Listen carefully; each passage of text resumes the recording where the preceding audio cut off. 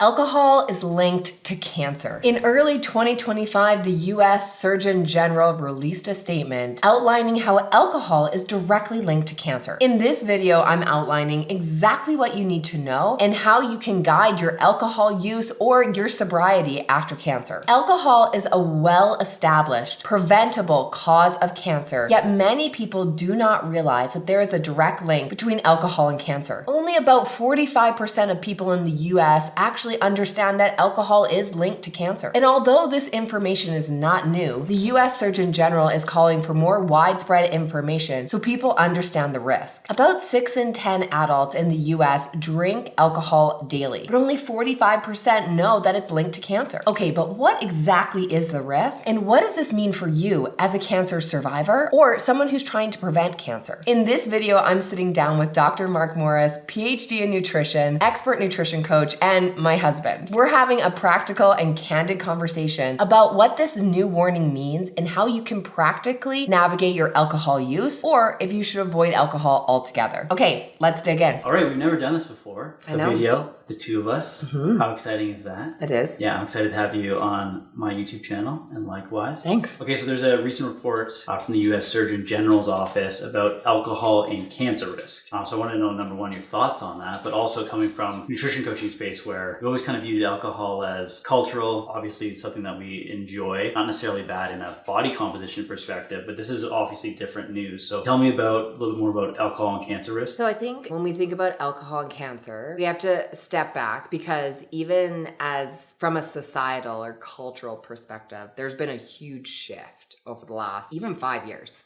When we had our first child, obviously I was sober in that period when I was pregnant. There was like nothing, like in terms of non-alcoholic options. Yeah, there were some, but they were bad. For sure. And they didn't show up in restaurants. Like you were just kind of out of luck, right? Yep. And so even between that time frame, and he's 5.5 now. So between that time frame and now, there's been this huge shift. Like we see more people going sober, more people choosing not to drink, and culturally we're seeing more non-alcoholic products. There has been a cultural shift for sure. Now, in terms of this newest release about alcohol being associated with cancer, this information's been known for a really long time. I think the concern has come is that such a small percentage of North Americans actually understood that risk. We know that it's about 45% of Americans understand that alcohol is linked to cancer. So that clearly needs to be communicated to people better because there is a clear risk there. Right. So like they were talking about, this report came out, it was based on a 2019 survey data of people's like interpretations of what could happen with a bunch of different risks. And alcohol was the main one, being the one that people really don't know could influence this process. Right. Yeah, exactly. I think when people think about cancer risk, they're thinking about, oh, it's genetics, like you're just dealt this hand, or it's unknown. So it's like this thing that we're exposed to either in our environment or mold, or we just don't know, right? So there's no point in trying to do anything about it because we don't truly understand. But that's not true. We have clear links between certain lifestyles and behaviors that increase your risk of cancer, and alcohol is one of them. Okay, so you having now worked with people in cancer recovery, but also people trying to,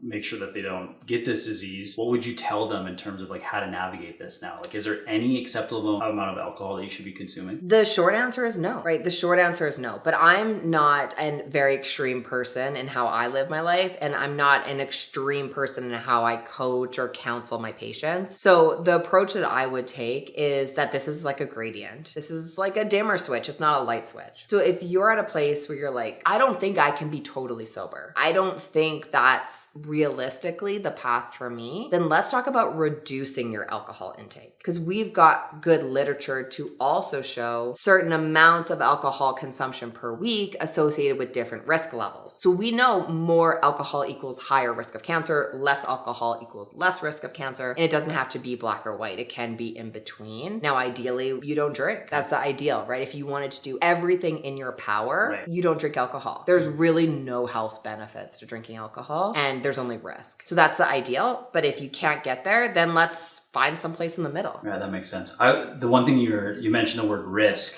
which obviously is interesting because a lot of this stuff is based on population-based data. It's really tough to control, especially when someone gets cancer. Looking backwards, what was the reason? in terms of being causative. So in terms of mechanisms, like why is this an increased risk? Like what happens with alcohol specifically? Well, I'll answer this, but then I'm going to punt it back to you because I feel like in terms of alcohol and like from a physiological perspective, that's in your wheelhouse as well. But alcohol is a toxin, right? It's a toxin to our bodies. So when we have toxins introduced to our bodies, they do cause free radical generation. And free radicals are what's at the base of all cancer. So it's a natural thing for our bodies to be exposed to free radicals every day based on our environment, like pollution, stress, or what we eat. The trouble comes when those free radicals are unchecked. So antioxidants can neutralize free radicals. So if you eat antioxidants from your food, that will neutralize free radicals and keep you safe, potentially from cancer. But if free radicals go unchecked, there's not a good balance of your nutrition, you're not able to neutralize them, then it opens up the gate for cancer to occur. So tell me, in terms of a cellular level, what's your take? Why does alcohol cause cancer? Well, yeah, I don't think there's DNA damage as well in terms of like it being a toxin. I think from a body composition perspective, and this has been pretty well studied in terms of well-controlled studies, like alcohol is a toxin, and when you metabolize it, the actual toxin takes priority over any other type of metabolism. So when you consume alcohol, you're going to burn that off right away to get rid of it because you don't have a natural storage form of it, right? Like you do carbohydrate or fat. Carbohydrate, you can store, 600, 700 grams of carbs. So like your body wants to like prioritize getting rid of it right away, and it views it that way. But that doesn't mean, so it halts fat oxidation. That doesn't mean that get lean or have a healthy life. Why it's problematic at times is that like maybe it displaces out other calories that would be health promoting, or you consume alcohol and are now in like this, like you're disinhibited, you eat different foods, those type of things. So it's like kind of linked with more unhealthy behaviors, but in a true essence with body composition, like it's not going to completely derail things. Again, dimmer switch, not off, that type of thing. So from a body composition perspective, I've always kind of thought of all the evils, it's not going to ruin things for you. People enjoy it. It's something that you can include, and it doesn't need to be so black and white. But news like this obviously changes things a little bit from that perspective. Based on all the literature, obviously how we view cancer, there's so many different types of cancers in different tissues with different mechanisms. But we do know, like that is true, and cancer is like 1,000 diseases under one umbrella. But we do know that alcohol is linked to 11 different types of cancers.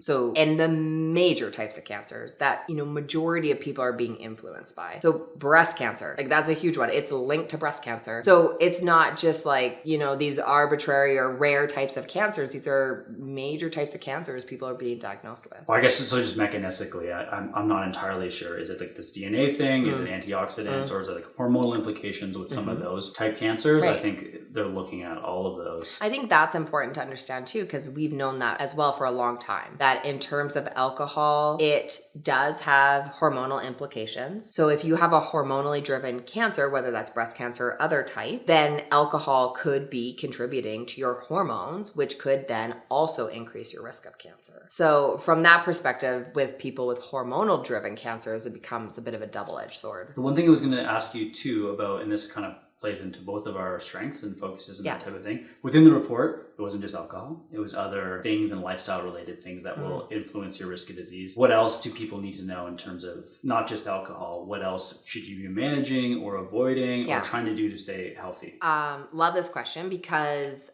I think when we talk to a lot of people, and what I hear a lot on my social platforms from people expressing to me their viewpoint on cancer risk, a lot of people will say everything causes cancer. Everything causes cancer. So just go live your life. Like just go forget it. Just be well, enjoy, right? Because you're either going to get it or you don't, and you have no control over it. Do you, just to interrupt you, sorry, I don't just because I find this interesting. Is that coming from people that mainly have had cancer, or people like just associated with it, kind of giving their So we have a mix, right? Like for myself as a cancer survivor, I would love to believe that this was a game of genetic Russian roulette. I hear that a lot, right? I would love to believe that I had no power and this mystical thing happened to me, and I was already doing everything I could to live a healthy life. Like that would be the ideal, especially for someone that cares about their health. When I was diagnosed, I was healthy. I was a healthy body weight. I worked out a ton. I ate relatively healthy. So I could very much play the victim, right? And be like, it just happened, genetics. I've got no control. And moving forward, I have no control. So, I mean, there are cancer survivors that say that, right? But if I were personally to go back and look at my life when I was diagnosed, absolutely I was doing things that would increase your risk of cancer. I was drinking, for sure. I had unchecked stress in my life. Perhaps I was working out too much at that time. And of course, perhaps there was a genetic component. There was a lot to take in there. And I think if you're a person that's healthy and fit and diagnosed, you want to believe that this was out of your hands. Does that give people much control moving forward? It's so disempowering, right? Totally. Like that's no place to be in. And it's just simply not true. Because if we look, for example, at uterine cancer, we know that 70% of uterine cancers are due to modifiable lifestyle factors. Mm-hmm. Being overweight and uterine cancer, those are heavily linked. So we have to start looking at like, what can we do as individuals? How can we be empowered to lower our cancer risk? And it's not guaranteed, right? It's never going to be guaranteed, but you can influence a lot of change. Right. I think the biggest one that was surprising to me was, the obesity aspect and people also not knowing or being aware of that being a modifiable risk factor. Wow, right? Yeah. What would you say then to someone, right? Because what we'll hear a lot about alcohol specifically is, drank, my neighbor's 90, totally. They drink wine every night, never had cancer. So that's just a lie. That's a lie. It's not true. Well, yeah, and I don't think, again, we're talking about it. It's not guaranteed. It's not like a deficiency or something where you expose yourself to and it's a guarantee it's going to happen. But I think we all are in positions where we have things that are our vices or things that we enjoy doing. And I think from a more balanced approach, it's like you can have everything, you just can't have it all at once. Or you kind of have to pick your battles. And like as a coach, this is the type of stuff I'd be suggesting to people where it's like, I don't know, an energy balance perspective and those type of things. It's like, on the nights where you're going to have alcoholic beverages, maybe you don't eat the food that you don't necessarily would, or like you had to kind of like pick and choose your non-negotiables and that type of stuff. Does that change the fact that like alcohol is a toxin and we can view it differently than food? But I mean, then again, there's people that have issues with like hyper palatable food choices and things that are like, that's maybe not necessarily a toxin, but there's different things that could impact their health that way as well, right? So I think we all have our things. I think at times we just got to pick and choose that. And it just kind of comes down to what type of risk you're willing to accept. But I think you can't do all of the things. I agree. Absolutely. You can't do all the things. And you're never going to be this perfect state of health. I mean, that's just what life's about. It's like an evolution. I think if you look at any risk of disease, including cancer, but including diabetes, including a heart attack, anything here, you have to look at the odds. So knowing nothing in life is guaranteed. Nothing. You're going to die and you're going to pay taxes. That's it. And then everything else is up in the air. Okay. So it's really odds game. Yeah. It's really about playing the odds. Playing the numbers, you're playing the odds. Yeah. So if something were to lower my cancer risk by about 9%, let's say, because if we were to look at what having a drink a day would increase your cancer risk by about 9%. So if it's going to lower your cancer risk by that much, as a cancer survivor, I feel 9% high. That would be high. I would want to do something about that. Not everyone does. But if I can say I can lower my cancer risk by 9% by cutting back or eliminating alcohol, that's worth it. To some people, that's not going to be worth it to them. And that's totally fair. But I don't think we can ignore that risk is still there. Yeah, no, I think if you're in that position and that is like your priority, then I think you do need to abstain. But it's a deeper level, right? Because people will say, well, I'll just choose to drink. I like drinking. I choose to drink. So what's happening? Why are you feeling? And you need to do self-reflection. Everyone does, right? Sure. What void is alcohol filling for you? Right, totally. And there's other ways that we can reduce stress, manage stress. Reduce stress, or like, is it an identity issue? Is it fitting into a social setting? Like, then you probably need to do some deeper work there. Okay, well, this has been great. Tons to think about. I guess the last question about it is we take this information. There's a bunch of different things that we can do with it as individuals. The policy thing is interesting though. So they want to change labels on alcoholic beverages. That was one of the other recommendations. Yeah. So what do you think about that? I think, we've seen it so much, especially with like tobacco related products, right? Where it's like, there's going to be this label on it. It's going to be scary, that type of stuff. Yeah. To someone that's addicted to that type of thing, does that change stuff for them? I'm not entirely sure. But I think from a general level, I think it's helpful. I think people would think about it differently. I'm not sure about like from policy perspective. I'm sure we can pull from the tobacco industry, like when there were labels put on tobacco, what happened in terms of people's behaviors. I imagine there is good literature on that to pull. But here's the thing, from a cancer recovery expert perspective, is what we see a lot right now, especially during Breast Cancer Awareness Month in October, is that wine, for example, will have pink ribbons slapped on it. Oh, totally. Right? Yeah. And like a portion of our proceeds are going to blah, blah, blah, you know? And it's like, this is something that causes breast cancer. This is something that's clearly, not causes, I shouldn't say that word. This is something that's clearly linked to breast cancer. How can we be promoting it during Breast Cancer Awareness Month? So in terms of having a warning on it, yeah, I mean, that seems like a good idea. Yeah, well, I think we're seeing big changes within corporate responsibility and what they, these businesses will do and should do. That does seem pretty like backhanded in terms of like upside down. Yeah, for sure. So yeah, I think that's something that needs to change. But I think labeling is interesting, and I think we'll see how that kind of plays out. So let me ask you this. Yeah. To kind of cap this all off, what are the top 3 things that you would share with your clients if they mention to you this new warning that's come out? How would you help guide them in proceeding through this?